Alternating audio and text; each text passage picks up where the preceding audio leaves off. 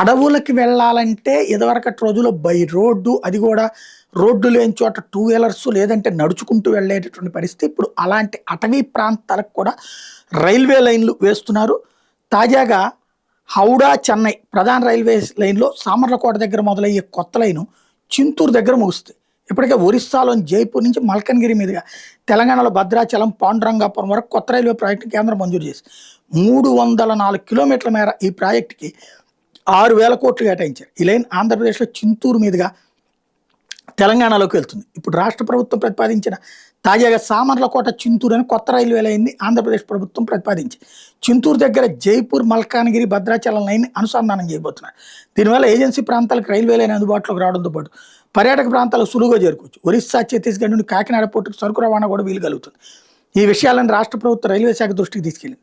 వీటిని railway board పరిశీలిస్తుంది. మరోవైపు చిత్తూరు నుంచి కుప్పానికి కొత్త రైల్వే లైన్ నిర్మాణానికి కేంద్రం ప్రాథమిక పచ్చజెండా ఊపింది. మరోవైపున భద్రాచలం క్షేత్రాన్ని తొలిసారిగా రైల్వే మ్యాప్లోకి తీసుకొచ్చే పాండురంగాపురం, భద్రాచలం, మల్కాన్గిరి 173.6 కిలోమీటర్ కొత్త రైలు మార్గాన్ని అత్యాధునిక ప్రమాణాలతో నిర్మించబోతున్నారు.